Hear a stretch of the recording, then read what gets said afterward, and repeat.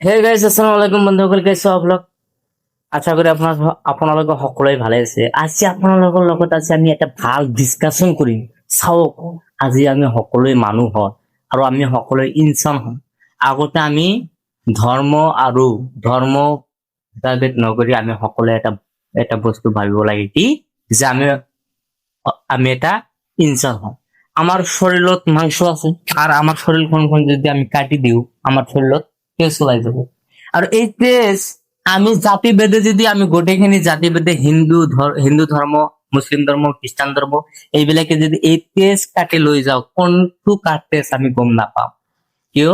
কাৰণ ব্লাডৰ গ্ৰুপ বা তেজৰ ৰং একেই।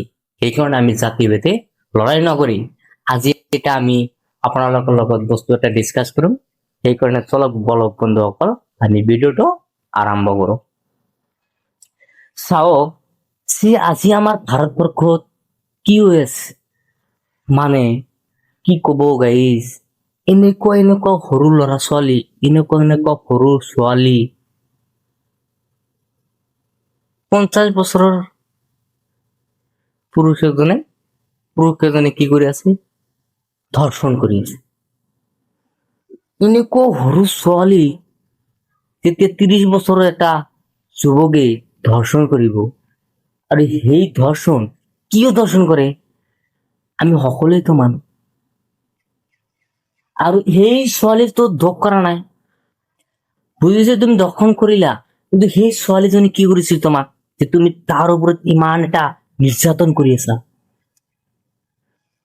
যে সেই ছোৱালীজনী যিজন ছোৱালী 5 পৰা 7 বছৰ বা 7 পৰা 8 বছৰ বা 8 পৰা 9 বছৰ বা 10 বছৰলৈকে যিবিলাক ছোৱালীক আমাৰ ভাৰতবৰ্ষত ধৰ্ষণ হৈ আছে, সেইবিলাক ছোৱালীৰ একো দোষ নাই। কিন্তু আমাৰ এইবিলাক যিবিলাক যুৱক আছে, এইবিলাক যুৱক কিয় ধৰ্ষণ কৰি আছে? এইবিলাকতো মাছুম ছোৱালী হয়। আৰু এইবিলাকক যেতিয়া ধৰ্ষণ কৰা হয়, আমি আমি প্ৰতিটো ভিডিঅ'তে চাওঁ যে আমাৰ ভাৰতবৰ্ষত প্ৰতিটো মাহত 10টা আপুনি ধৰ্ষণ মামলা পাব। 10টা কি কৰিব, মেক্সিমাম আপুনি 10 ধৰ্ষণ মামলা পাব বা ধৰ্ষণ কৰিছে বুলি পাব। আমি ধৰ্ষণ কৰিব লাগে। আমি ধৰ্ষণ কৰাৰ আগতে আমি আমি যেনেকুৱা এজন যুৱক হয়, আমিও এটা ৰক্ত কৰা মাংস এজন যুৱক হয়, আমি ধৰ্ষণ কৰাৰ আগতে এটা বস্তু মন কৰিব লাগে। চাওক, আমিও কিন্তু এজন মাকৰ গৰ্ভৰ পৰা ওলাইছো। কি কৈছে? যে আমাৰ কথাটো ভালকৈ অলপ শুনিব, যে যেতিয়া আপুনি ধৰ্ষণ কৰিব, তেতিয়া আপুনি এটা মাইণ্ডত আপুনি এটা ছেট আপ কৰি ল'ব। চাওক, যে ছেট আপ কৰি ল'ব যে আমিও এজন যুৱক হয়, আৰু আমি এই যুৱকজনে ক'ৰ পৰা আহিলো, যে আমিও এজন মাকৰ গৰ্ভৰ পৰা আহিলো। আৰু আমাৰো ঘৰত এজন ছোৱালী বা এজন ভণ্টি আৰু এজন আমাৰ মাক আছে। আৰু সেইজন ছোৱালী আৰু সেইজন ভনীয়েকে যেতিয়া বেলেগে ধৰ্ষণ কৰিব, আপোনাৰ কেনেকা লাগিব?